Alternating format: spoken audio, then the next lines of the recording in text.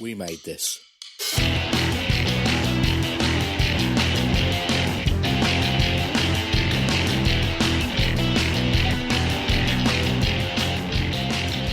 Hello all and welcome to another edition of Pick a Disc. I'm your host Matt Latham and this is the podcast where people pick a disc for whatever reason they want to and then we talk about it. The guest today is Hannah from the Society Owes Me Gen X podcast and she's here to talk about the Bluetones debut album Expecting to Fly. And yeah, as usual, we talk about the album, we talk about the songs, blah blah blah blah. We muse on the concept of britpop, we talk about the era of Britain around that time, and we also discuss a few live stories and some really good stories that Hannah's had of seeing the Bluetones and Mark Morris live. You'll get the Mark Morris bit later, but yeah, you can hear that if you carry on listening, which I hope you do. If you'd like to carry on listening, you can subscribe to the podcast, but on your podcast app of choice, we're pretty much on everywhere now. We also are on Facebook, Twitter, Instagram, under Pick a Disc, and you can just follow us and wait to see when new episodes are out as well. There's a Discord that you can join. Link is in the show notes. With a small community of people on there at the moment, but we're always welcome to hear from new voices and everything. So feel free to come in and tell us what kind of music you've been listening to. So, and also there's an ad at the very after this. There's the We Made This Network has a Patreon, and you can hear the Big Chief Tony talk about that a bit later on after the interview. Talking about the interview, let's speak to Hannah.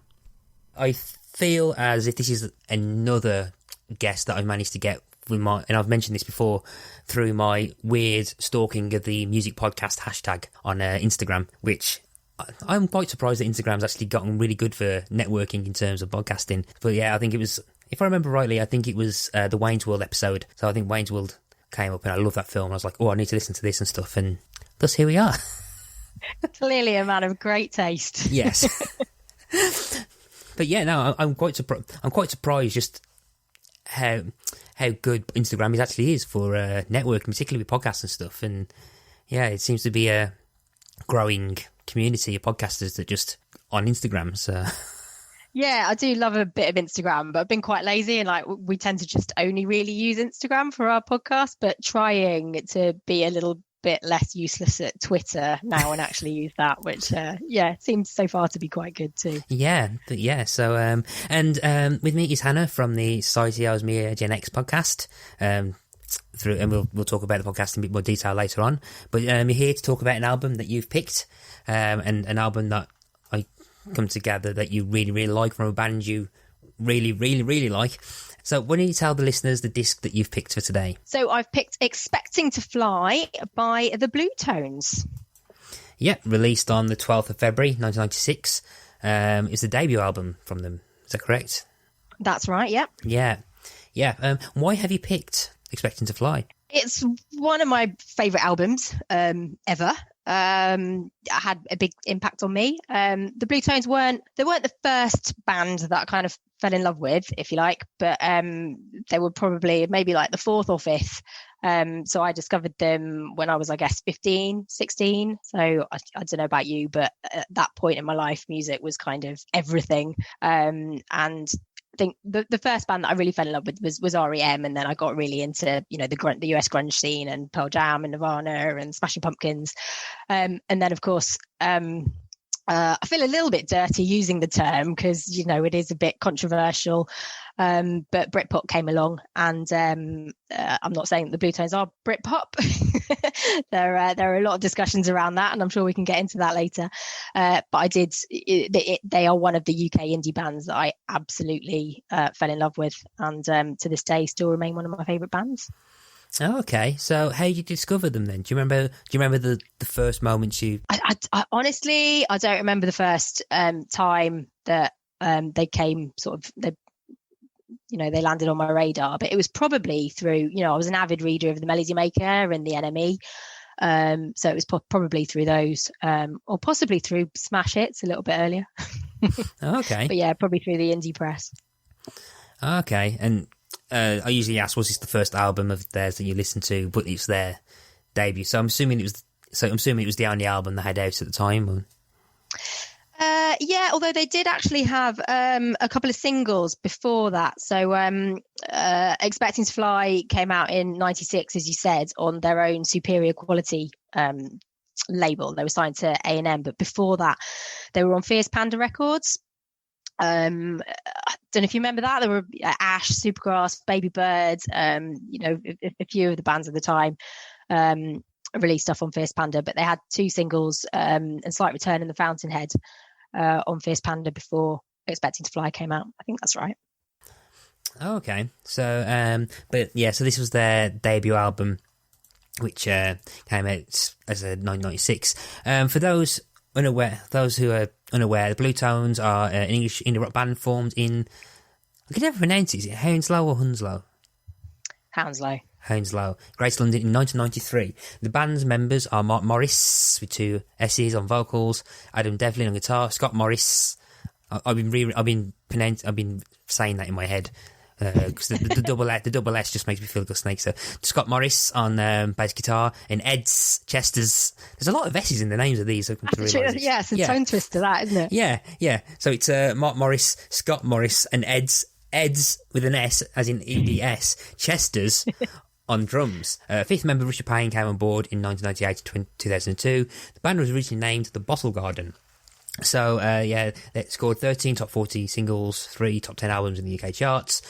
Although their commercial success waned in the post-Britpop era, they continued to tour and release new records. Their most recent album, A New Athens, was released in May 2010.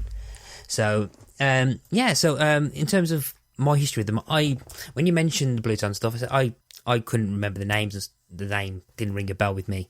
I think at the time I was 10 at the time this album came out.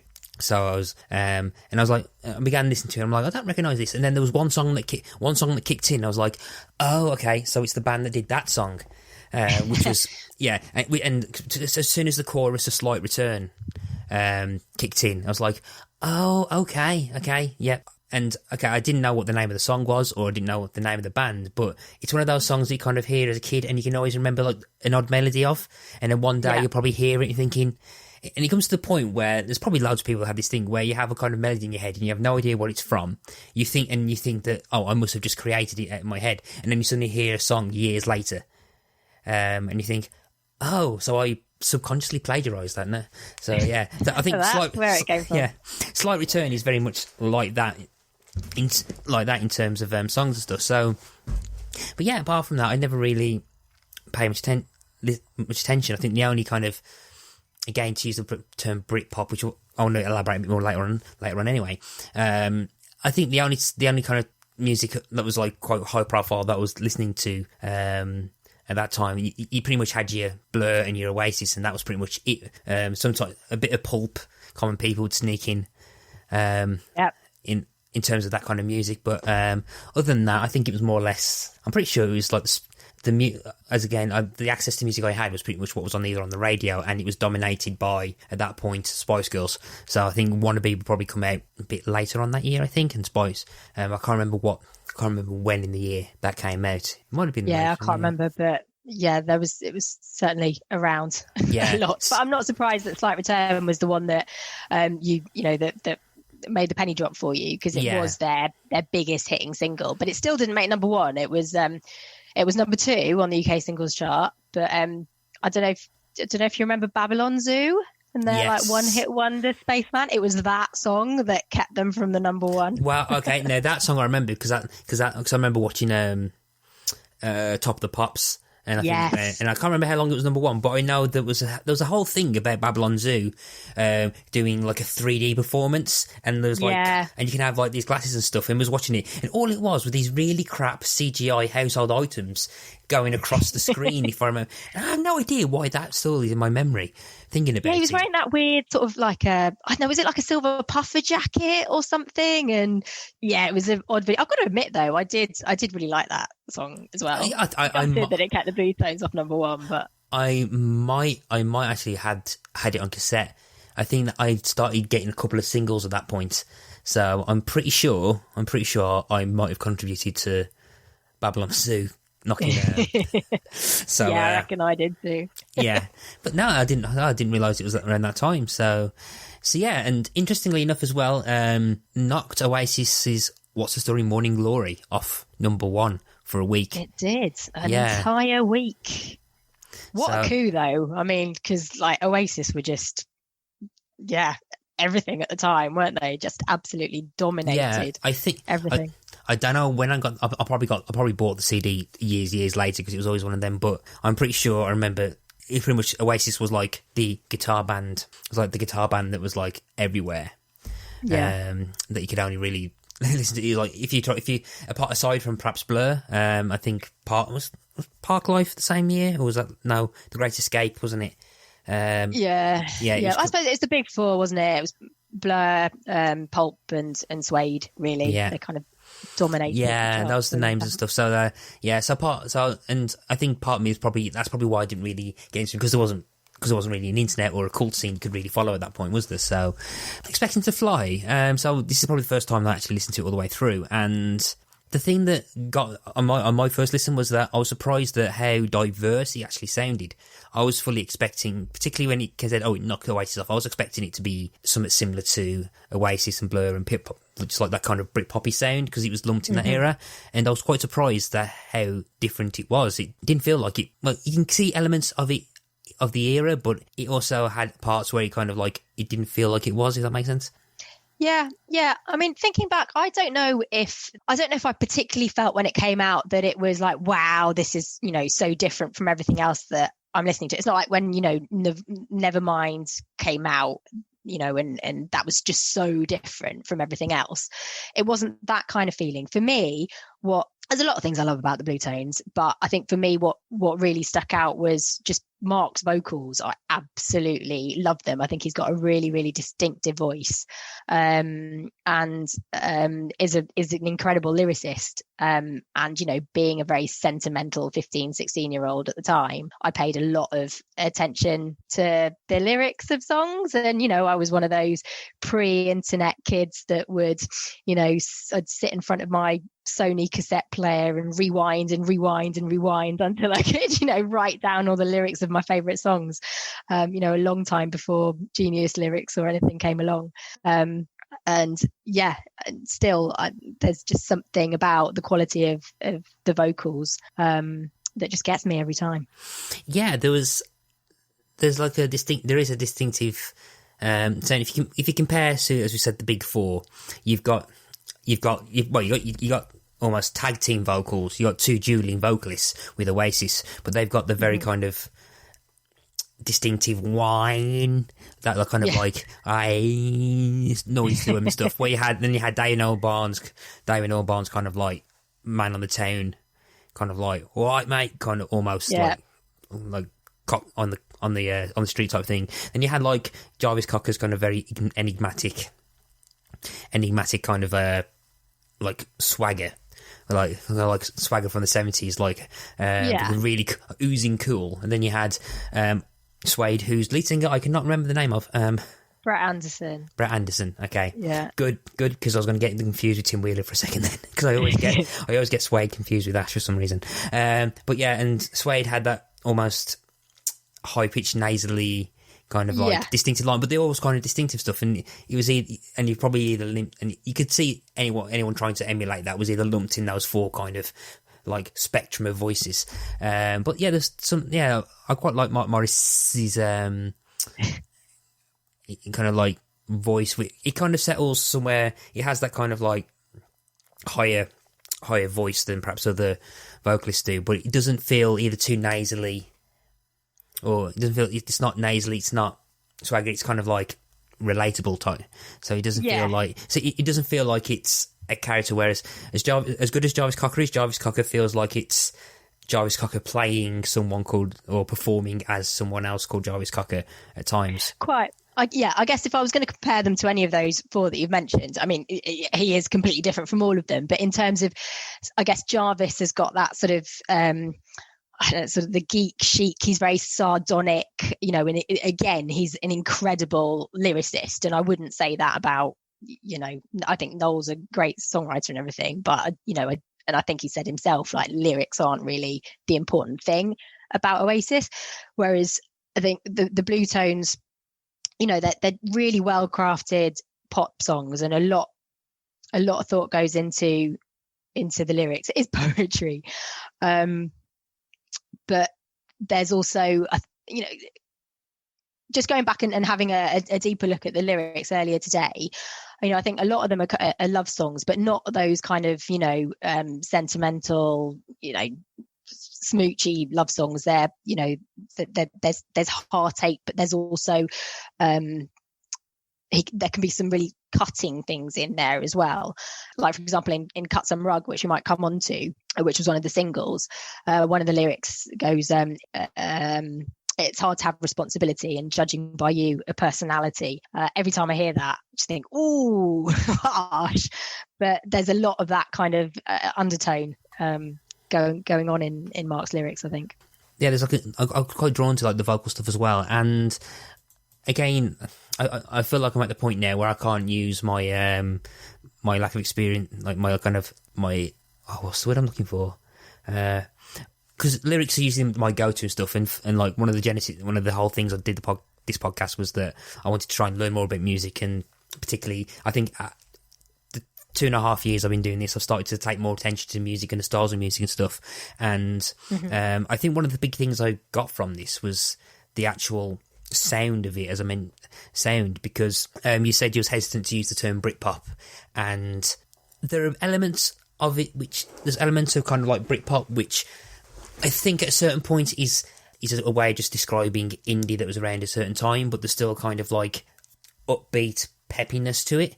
But there's quite a few songs and or twists within songs where it kind of almost changes genre almost, where like it'll go into grunge, and some of it was like quite proper grungy that I was quite surprised with at times as well. And there was like acoustic folk in places, and it was a lot more interesting than I perhaps had that preconceived notion of it being like another. So I was coming into thinking it was a 90s Britpop album, and then I was like, oh, okay, this is a lot more interesting than I expected it to be. The album that we covered in the previous episode was the debut album from Wolf Alice, but one of the things that from that, it's one of my favourite albums of all time. One of the things I said about that was that I quite like how it morphs and changes, and it doesn't rest on your laurels, it doesn't hook you in it doesn't make you comfortable in terms of a certain sound, and this had that as well. And people also mentioned, quite a few people mentioned the Stone Roses being like a strong influence as well. From the songs of the Stone Roses that I know of, I can kind of pick that up, but what it doesn't have like that kind of dance club vibe that you can sometimes get with Stone Roses. Like, you don't feel like you can be like mad for it or something, like what's this like. It doesn't have that kind of like Manchester like club scene feel to it that the Stone Roses sometimes can cross into. Yeah, definitely. But at the same time, I think there is a lot of Stone Roses in the sound, but you know, they have changed it, and you know, the Stone Roses were a massive influence on the Bluetones, and you know, they say that themselves. In fact, there are some theories about where the name the Bluetones came from. Okay. I think it's Ed that was responded that he just said that it was kind of exactly their thing. It's ambiguous. It's a colour associated with music, and all they wanted really was a classic name. But then I've also heard on some like fan forums and stuff that the Stone Roses were on Silvertone Records, which could have had something to do with it. And also the Stone Roses recorded at Bluestone, rehearsed at Bluestone Rehearsal Studios in South Wales. So it could be that it's, you know, something to do with Silvertone and Bluestone. And also Mark was really heavily influenced by Buffalo Springfield. And Neil Young's backing band were called the Blue Notes, and he of course was at one point in Buffalo Springfield. So who knows, it could be something to do with all or none of those theories. Going back to listening to quite a bit of your podcast as well, and like the kind of bands that you cover, I mean, the album seems to cover quite a few of that the kind of like a broad spectrum of sounds that you kind of like to. So was that another like attraction to you, like so it doesn't kind of like stick in one place? It seems to cover several different genres that you yourself seem to be a fan of. Yeah, I think so. There's a lot of sort of somber kind of brooding stuff. There's a lot of the, sort of jingle jangly guitars that, you can dance to. They are a great live band to, shimmy along to. Not in the same way as the Stone Roses, but yeah, they've got their own thing going along. But yeah, I agree. There are lots of different sounds all kind of coming together on this one record. And I think that's why it was so well received. Yeah, I think as well. I think as you mentioned the jangle, like there are elements of like I put down as twee like smidgens of C86 because I think the C86 sound is something that I like gets thrown around any time there's kind of like a jangly sound to anything, and that's the kind of sound that I've skirted around, but some of my favourite bands kind of delve into that jangle pop sound. I think there's I can't remember which song it was. I think I might have written it down a bit later on in my notes in the song, but there's like one song which sounds and the guitar is quite so jangly, it sounds very similar to a band that I really, really like called Pains of Being Pure at Heart, which would have come out 10 years later, and they've got that kind of like C86, there's probably a better way of saying it, but my point of reference is the C86 cassette tape, that kind of sound. And when I was like, oh, okay, and again, it just come in about, I think it was about halfway through the album, and was like, oh, okay. I wasn't expecting that kind of sound on this as well, considering there was like grungy britpop earlier and stuff, and I was like, this is, and again, it was one of those things where I was like, this is actually a lot more interesting than, so it kind of pulls you in terms of like keeping you rested on laurels, but then resting on your laurels. And like the Wolf Alice album last time, it still feels like you can tell it's a song from the same band, even though it sounds different. So there's like a kind of like a something that I've not been able to pick on. It might have been Mark Morris's vocals. I'm so sorry. I will eventually stop saying that like that. But no, I love it. But yeah, it might be his vocals or anything. But there's definitely something which kind of think like has a consistent tissue throughout all of it. So yeah, so I quite like that as well. And so of course, the other thing that sets them apart from the Stone Roses is that Mark Morris can actually sing, unlike bless his cotton socks, Ian can't. But they're still a fantastic band. Oh yeah, definitely. They've got a there's definitely more of a melody to the songs and stuff.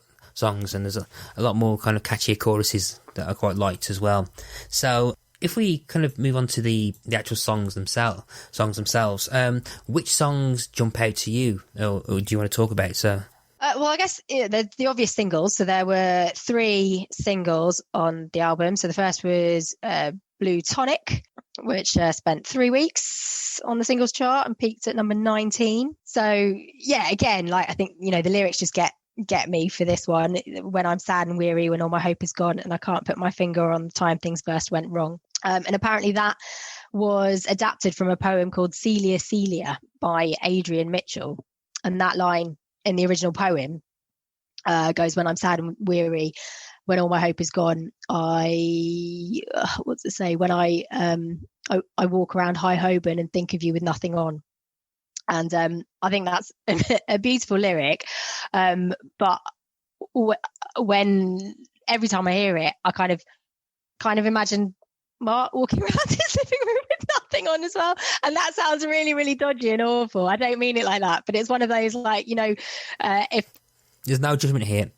You can get a totally different meaning from a line, and his grammar is perfect here, and I know that that's not what he means, but it just does make me chuckle every time I hear that.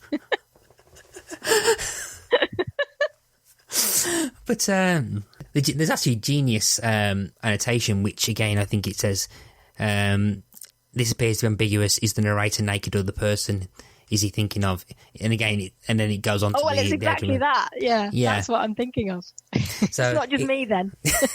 it infers it's the person the narrator is thinking of who is naked. But yeah, I'm sure that's what it is. But yeah, so and that was Bluetonic, and that was a single as well, wasn't it? So interesting. Yeah, that's right. Interesting set of 4 lines to put into an attempt at a radio single. So, but yeah, so with Bluetonic wasn't one. Admittedly, it wasn't one of the ones that stood out to me as compared to some other songs on the album.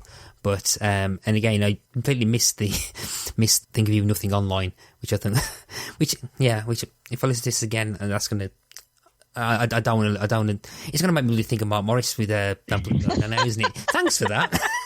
There are worse things. Oh dear. But I that was one that I was really excited about, the single coming out, and I did buy the CD single, and it's got a fantastic B-side, Colorado. Well, there are two B-sides, Colorado Beetle and Glad to See You Back Again. And Colorado Beetle is just beautiful, and that's a really good it's a sort of one of the live favorites as well. So I highly recommend that if you've not heard it already. Okay, so they do interestingly enough, I don't know where you can answer this. So I'm just out of curiosity, I was just in the on Genius. There's a 1995 release called A Bluetones Companion that apparently Blutonic is on, which looks like it might be an EP with okay. So apparently, I don't know about that. Yeah, apparently 1995 there was a six. It's down as an album released in 1995, but it's only 6 singles, so it might just be an EP. And Blutonic is 4, but Colorado Beetle and Glad to See You Back Again are tracks 5 and 6 on it. Oh, I don't know about that.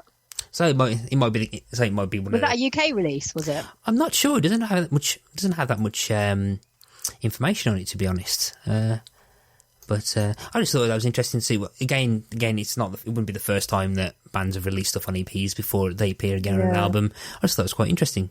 They had Are You Blue or Are You Blind as a standalone single, I think, just before Expecting to Fly came out as well, like the previous year in '95. Okay, so I think String Along and Driftwood are other songs that are on that.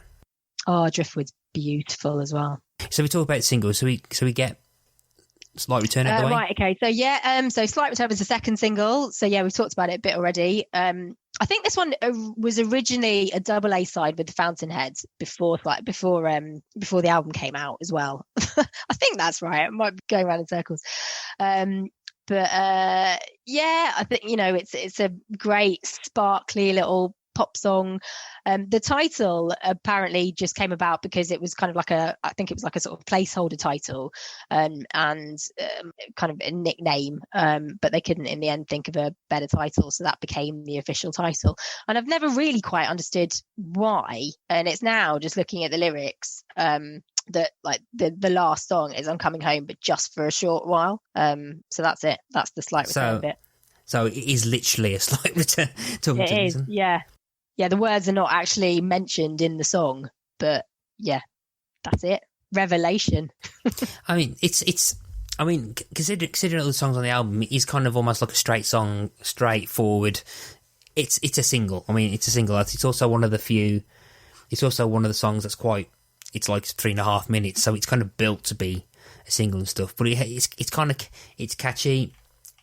It's catchy. It kind of built. It has a nice thing that where it kind of like slows down, goes into the chorus, slows down for verse 2, then like kicks in with the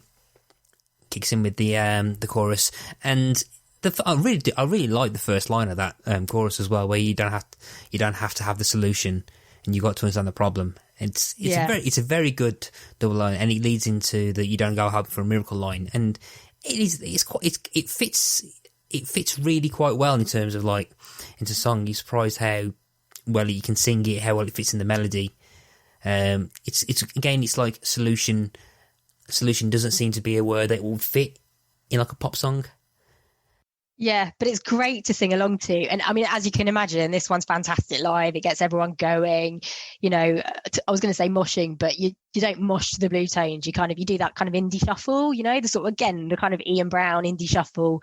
Or maybe in Mark's case, it's a bit more of a shimmy. But yeah, it's really good fun. Love it. It's the perfect pop song. It just is, going back to the whole Britpop thing.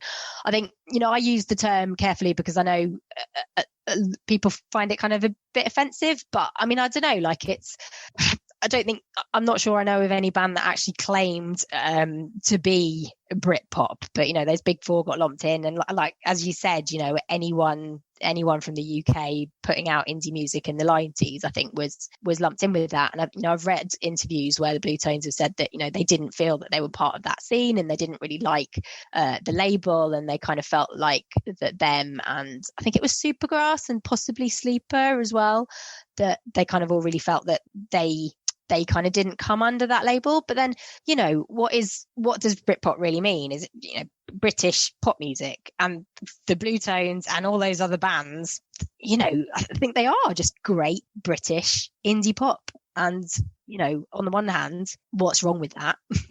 And on the other, well, I think particularly Britpop, and around that time as well, you've got, and I never thought I'd actually bring up Spice World the movie, but in the lead up to like particularly 97, and I think up to 97, and I think Spice World is indicative of this because it's kind of like the cap on the cool Britannia era that was like capped off, where suddenly it was a very rare thing where the British mood is usually dour, sad, self-deprecating, like self-loathing for most of the times, and there's no part of it that likes itself, which is part of the national identity. And there's only been about 2 or 3 times in my lifetime that I can remember where that seemed to vanish. The latest one was the Olympics in 2012, where suddenly everyone had some sense of national pride, to the point where, but it never felt national pride as in kind of like the right wing aspects of that term. It just felt like accepting in people like praise to be British, but also welcoming of all these other nations that was coming in. And in 96, 97, there was this cool Britannia, where like there was a new sense of vibrancy coming, and you could build. There was excitement that something was coming to an end, and a lot of that was perhaps of this kind of new wave of like indie music that was coming in. So yes, again, it was the big four that was coming in, with like Oasis, Blur, etc., etc. So there was like all exciting that there's like a new sense of like indie music. The Spice Girls came in and just basically changed pop music and British pop music globally. So like British pop music was now everywhere, and also there was the rise of New Labour, ending around 20 years of Conservative rule, I think. So you had Maggie Thatcher and John Major, and there was a point where there was a sense that the country was going in a different direction, and there was like, and then I think there's a bit where, particularly when Tony Blair came in, it was this new young hip Prime Minister that was coming in to change everything and stuff. There was this like the Spice Girls were coming in. Spice World was like a time capsule for that mood of like people feeling proud, and people were putting up the Union Jack and not feeling like there was being antisocial towards other countries and stuff. So there's this kind of mood, and it sadly kind of died the day that Princess Diana died as well, and then that was the end of that national mood. But there was that kind of, and then that period, and like the years leading towards that kind of Britpop sound, that Britpop label kind of like, I think carried a kind of optimistic kind of like encouraging route, which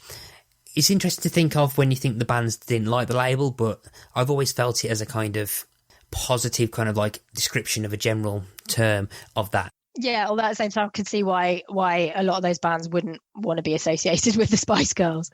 But yeah, looking back, and I think a lot of these bands looking back, which is why they accept it. It's just another label, and the same way that Trip Hop, Manchester, all of those, music journalists just need to slap a label on it to describe what they're writing about at the time. Yeah, I don't think the bands that were lumped in that have taken it and made it good. Like, I think the other kind of label that came a few years later was emo music, where people were like, we used it as a derogatory term for music, going, oh, it's a bit emo, and then basically the emo scene went no, and then there's a point where it flipped, and people were saying like, oh no, we're proud to be emo. I don't think Britpop never kind of had that.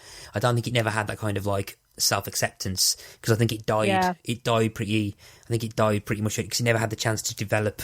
I think it died pretty much. again, I think it was pretty much the pop music of the Spice Girls that kind of just dominated it and kind of killed off. Well, I guess maybe you could draw parallels with, you know, one of my other favourite genres of music, grunge. You know, none of the big grunge bands ever, you know, wanted to be labelled grunge, but they were kind of stuck with it, weren't they? And I have no problems using the term grunge. I love grunge bands. But, you know, I'm well aware that they didn't like the label. Moving on from Slight Return, what other songs do you want to? Any other songs you want to bring up? Have we talked about Cut Some Rug? We briefly mentioned it. So that was the third single. So again, I think, you know, similar things to say about it as A Slight Return. Just, you know, it's a great live song to indie shuffle along to. But I saw, in fact, the very last gig that I went to was, as you might know, Mark's now got a solo career. So the Bluetones, they disbanded like in 2011, I think, but then they kind of came back for a reunion and stuff, and they still kind of tour a bit when they can, although Scott is now living in Japan. But anyway, last October, I think it was, or I can't remember, in between those lockdowns that we had, I saw Mark on his own playing at the Amersham Arms in New Cross Gate. And it was a very strange sort of, you know, COVID safe gig where it had been rescheduled a couple of times from, it was supposed to originally be at the O2 in Islington. But yeah, he was doing it in two settings. So there was like a matinee performance and then the, I don't know, 7-8 o'clock one that I went along to. You know, everyone seated on tables of 6 and everything and sitting down. It was an acoustic set. But he played Cut Some Rug. It's obviously a very different vibe from, you know, in a usual Bluetones gig environment, no one dancing or anything. But it was there was a very special moment because one of the lyrics in Cut Some Rug is, "It's easy living in a bubble, no complication or trouble," you know, and it's, it just took on a whole new meaning at a COVID safe concert when I hadn't been to one in, you know, a year. Yeah, I mean, again, it's either quite funny where, like, and this has come up quite a few times, particularly in the last few months, actually, where people have started to pick up new meanings, inadvertent meanings in songs, particularly to apply it to COVID and all that kind of stuff. So, so the easy living in a bubble and stuff. But so how was that? Was that just an acoustic performance of this one? It was. It was just Mark with his guitar and. It was great. You know, he did some Bluetone stuff. He did some of his own stuff. He's got 5 solo albums, I think now. But yeah, no, it was brilliant. But I went along with my husband. You know this already, Matt. Yes, because at the time recording the latest episode of your podcast, you tell the story. But I'm going to make you tell it now because I think it's hilarious. Okay, so yeah, it's one of my most embarrassing, no longer a secret. But so Mark Morris is one of my 2 hall passes. My husband gets a couple of hall passes as well. I'm assuming by hall pass, I'm assuming it's the closest thing I can think of is the episode of Friends where Ross and Rachel have the laminated things, and then he keeps flip-kipping about Isabella Rossellini going on and off, and then meets Isabella. It's exactly that. Yes. So mine is Mark Morris, and also I don't know if you watched It's Always Sunny in Philadelphia, but there's Charlie in It's Always Sunny is my other one. My husband can't understand why either.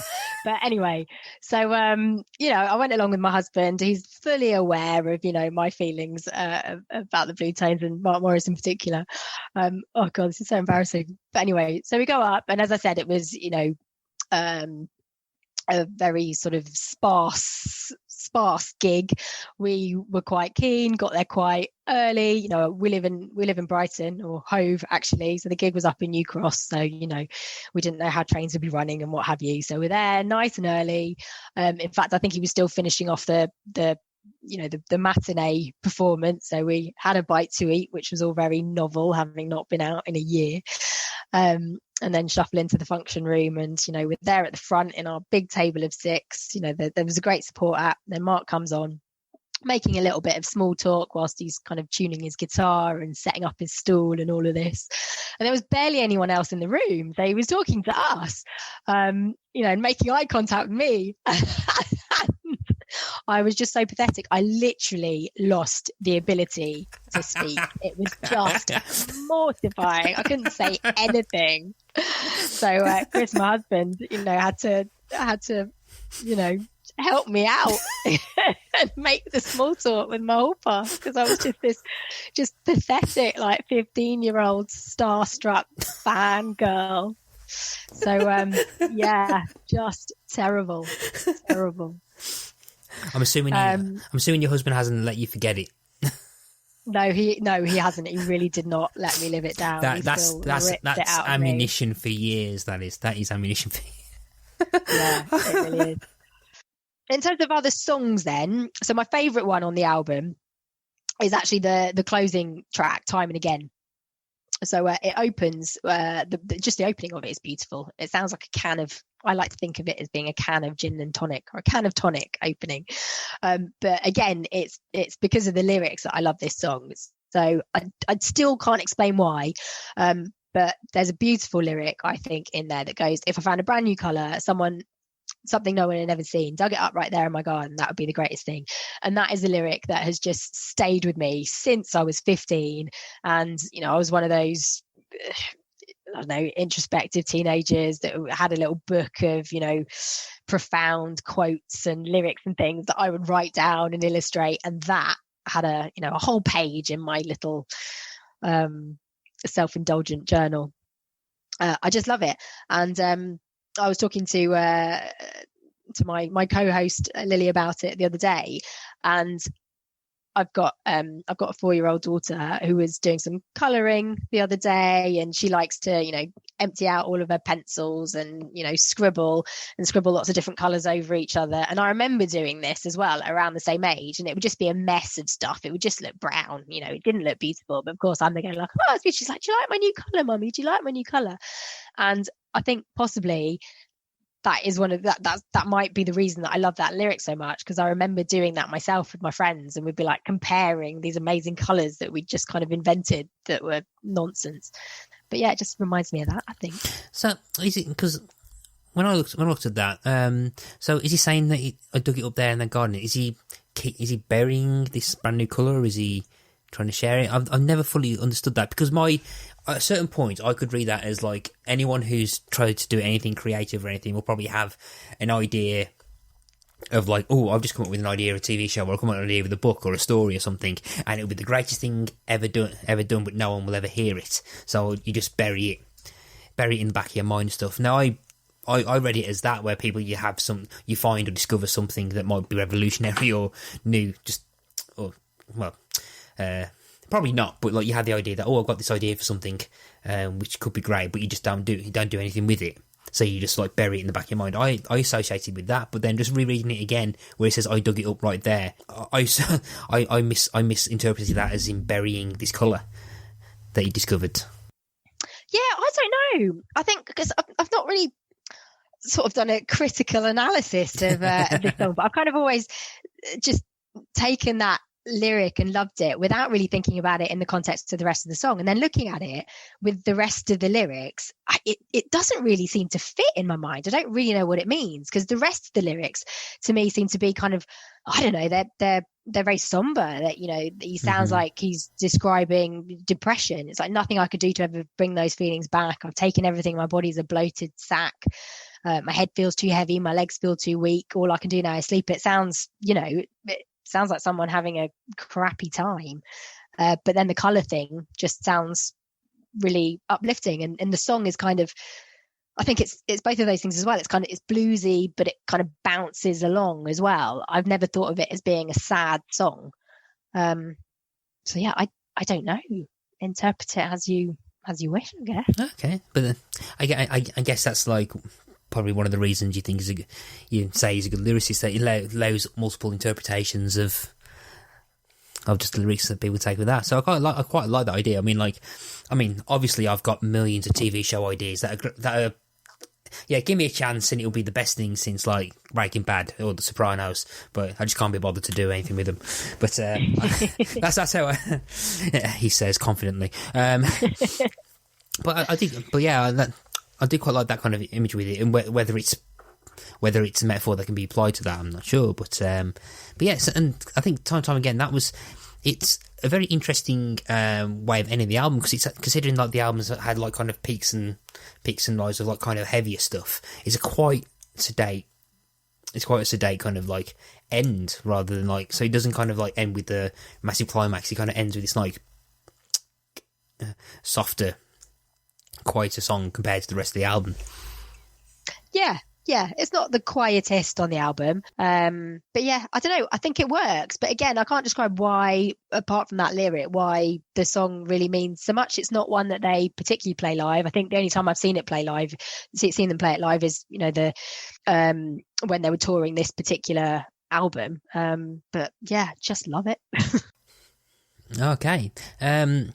What I might quickly bring up, actually, is that also there's at least two songs that are over 6 minutes long, and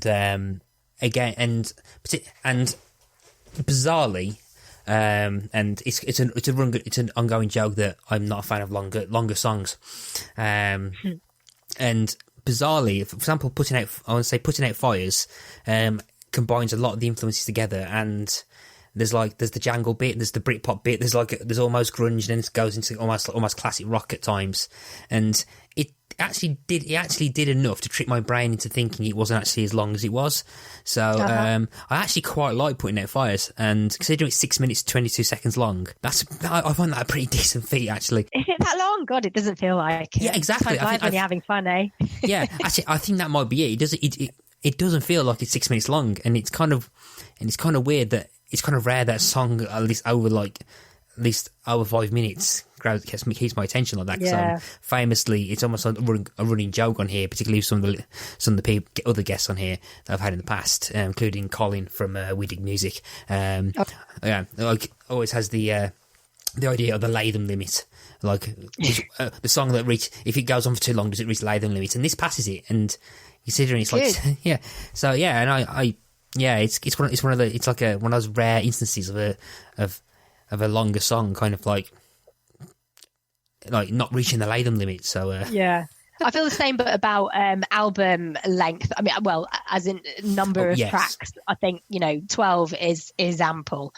And yeah, the Bluetones are fine on this. But yeah, Putting Out Fires is beautiful. I think like the intro feels quite Stone Roses-y to me. But there's also something, again, it's going back to the lyrics, but there's something that kind of reminds me about R.E.M. in this. Again, it's got another one of my favourite lyrics. When you're near, my heart beats quicker, faster. It's your skin as pale as alabaster. But there's a bit. So the first chorus talks about losing a lover and gaining a friend, and then the song ends with it has to end losing a lover, lying to a friend, and that reminds me of, I don't know if you're familiar with the R.E.M. song, The One I Love. Yes. Yeah, I think it was single, wasn't it? Yeah. Yeah. So they kind of do a similar thing where, I mean, it's not a love song at all. But there's a bit there where Michael Stipe says, a simple prop to occupy my time. And that's the refrain sort of used in the song until the end, where it says another prop has occupied my time. And it's just that slight change in the lyrics that is like, ooh, did you notice that? That's kind of quite cutting. That's one of the things I love about Putting Out Fires.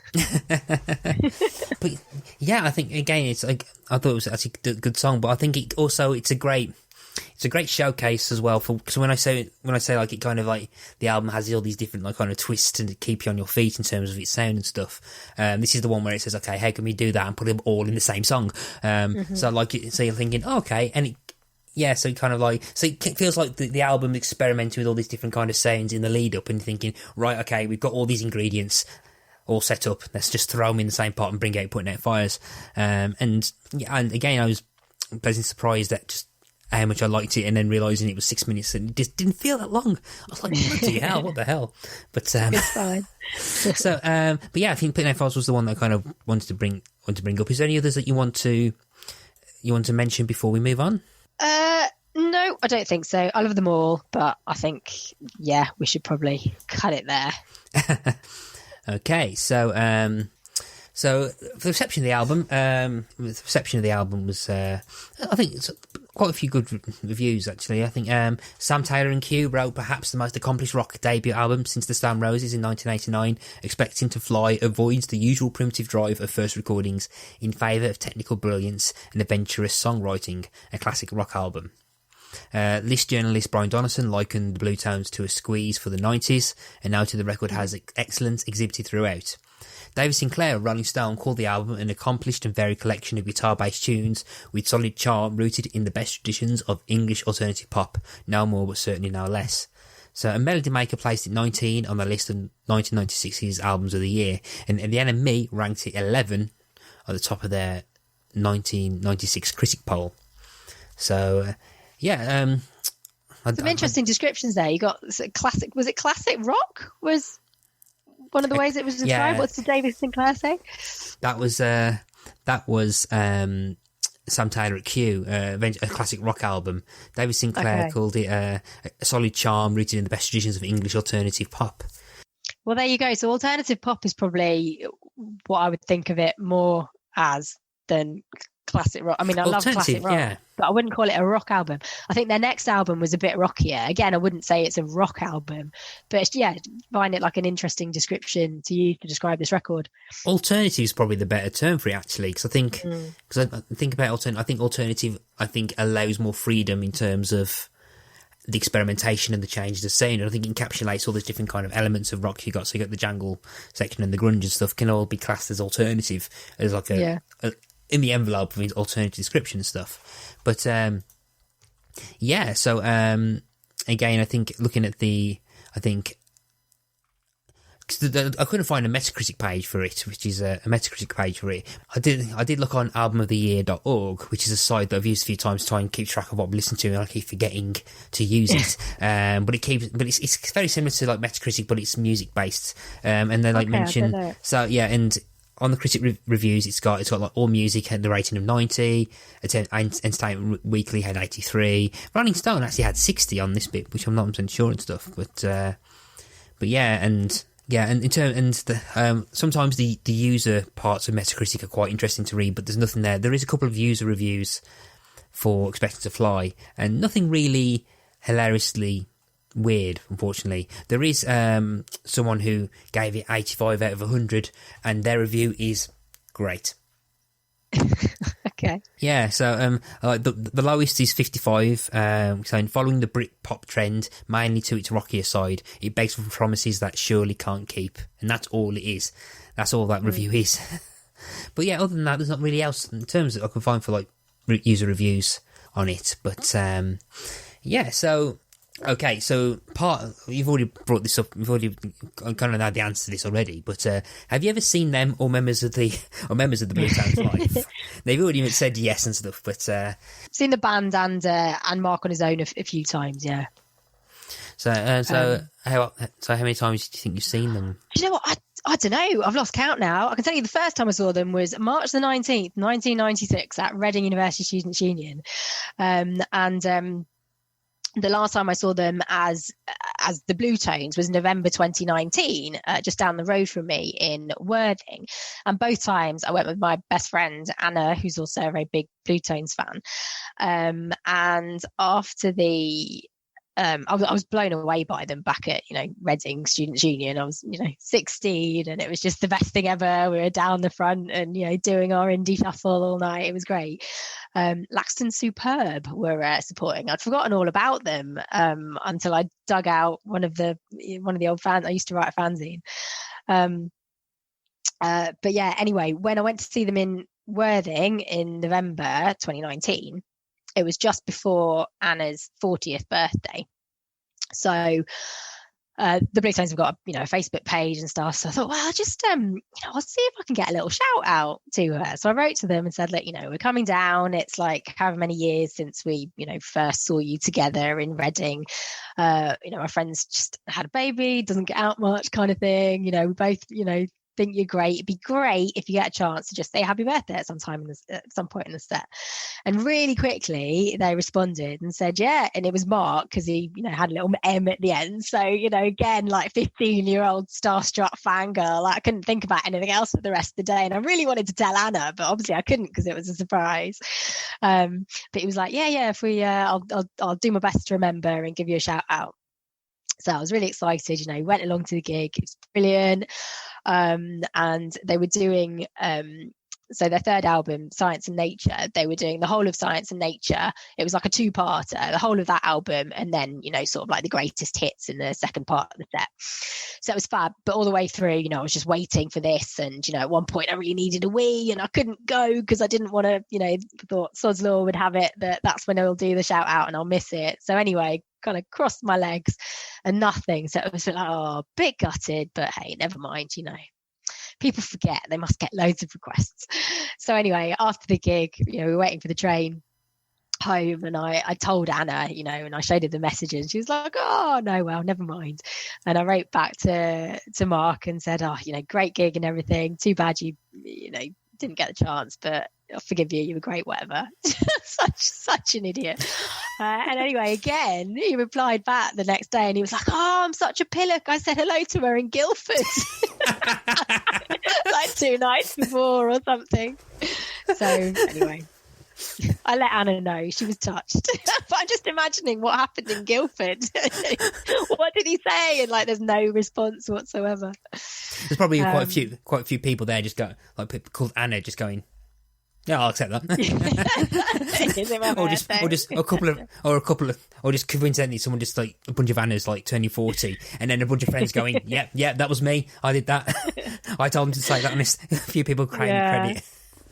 But yeah, I thought that was lovely. Maybe next time. But yeah, I've seen them a few times. Saw them one night there. Maybe it was, what would it have been? Probably 2011. They did like a farewell tour. So they played at the Concord in, my local venue, Concord in Brighton.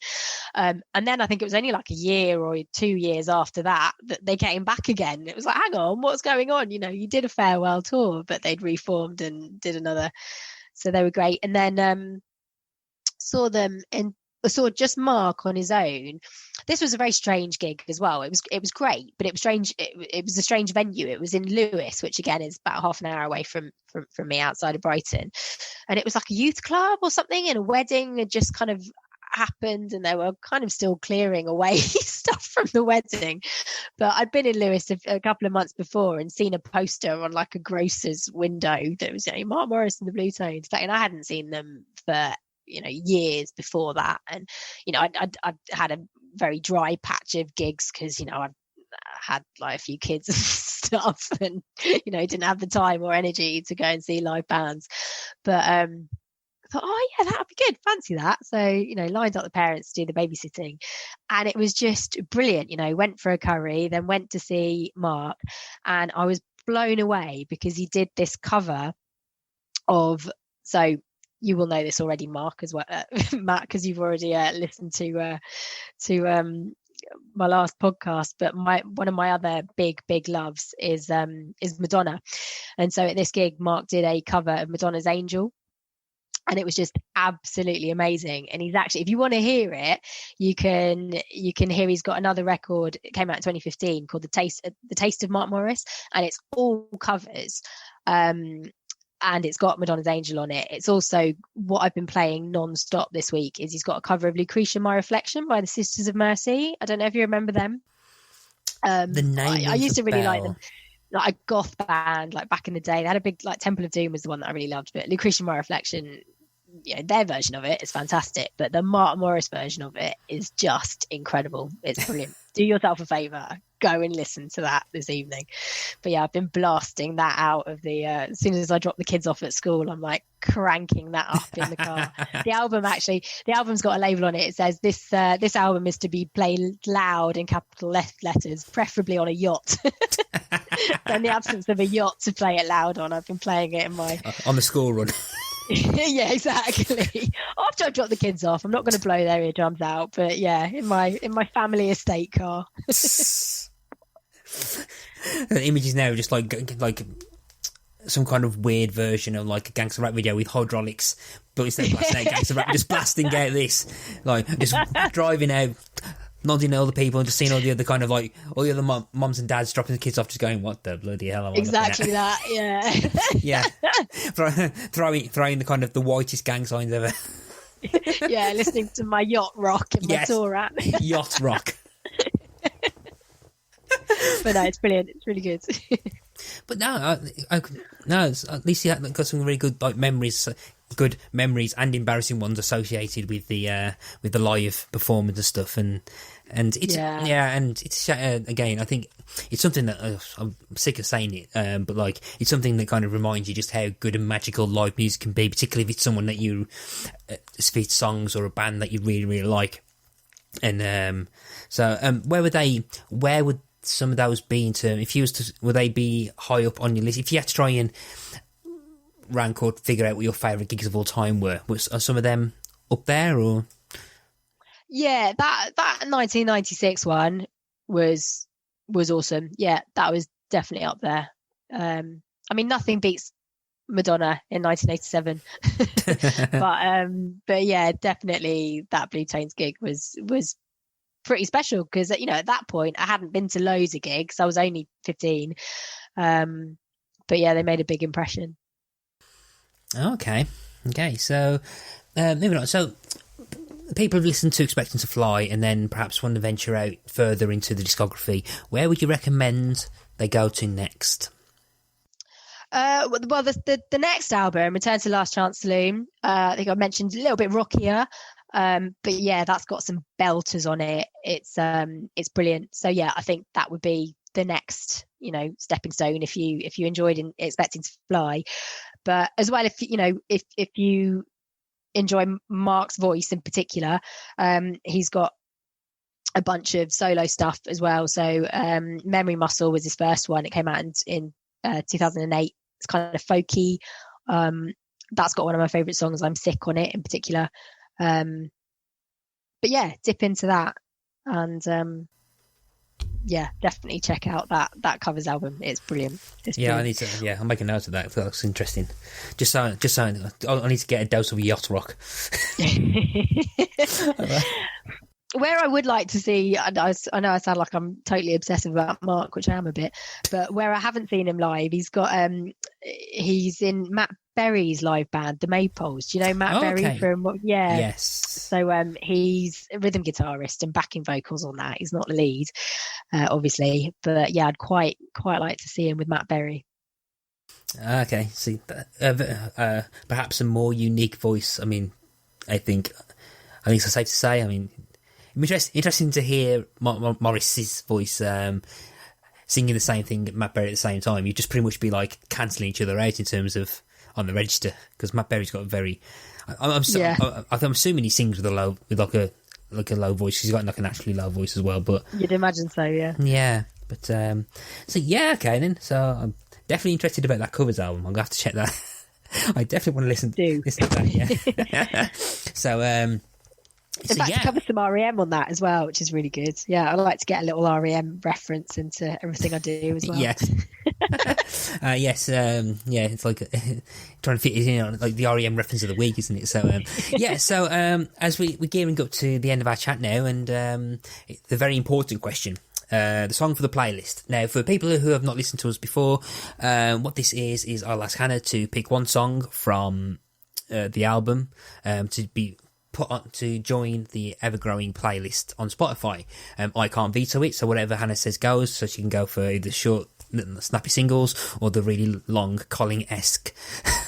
I feel real bad. No, I feel real bad for keep mocking Colin for the fact he picked an 11-minute song, but no, sorry. Yeah, or you can go the Colin route and pick the longest one. But which song are you going to join the rest of the songs?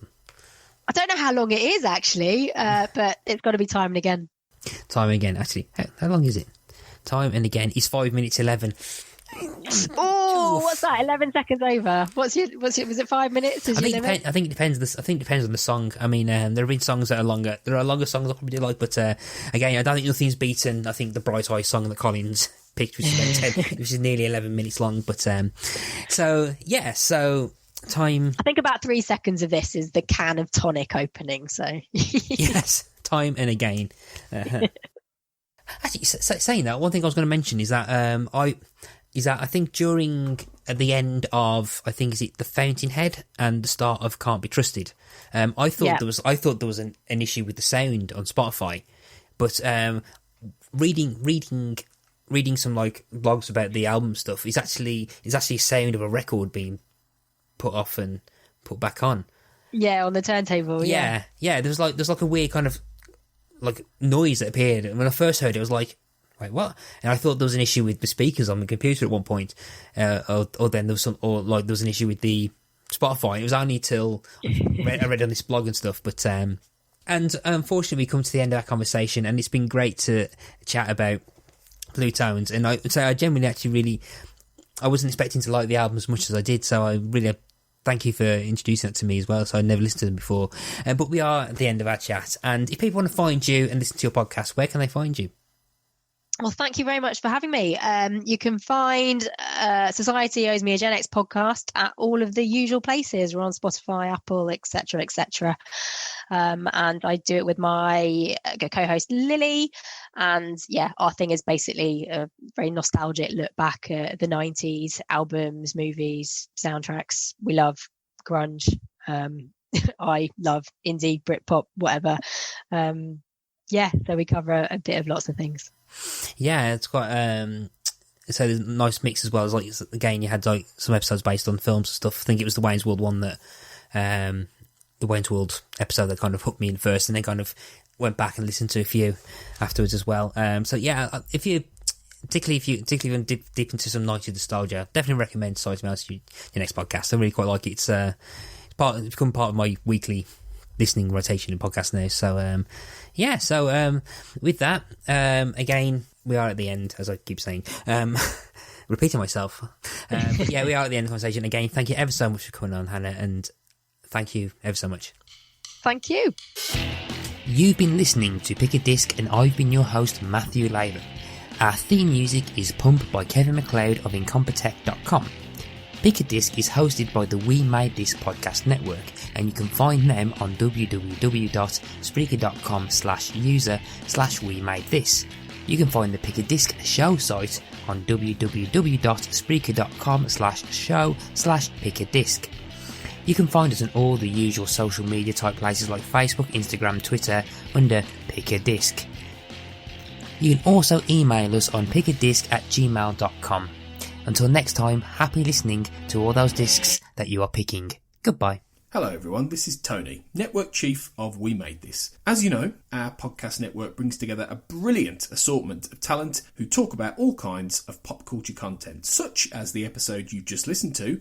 We're not going anywhere, but we'd love to keep the lights on for even longer if you're able to support our network on Patreon. For just £2 a month, you get your name in lights and the satisfaction of knowing you're helping us produce more great audio. And for £3 a month, you'll get your name in lights, but you'll also get access to an exclusive bi-monthly podcast from the We Made This talent pool on podcasting, pop culture, and, well, you tell us. We'll take your suggestions. For less than the price of a coffee per month, you can help keep We Made This going. Just head to patreon.com/We Made This. That's patreon.com/We Made This. And get the ball rolling. Now, back to your scheduled programming.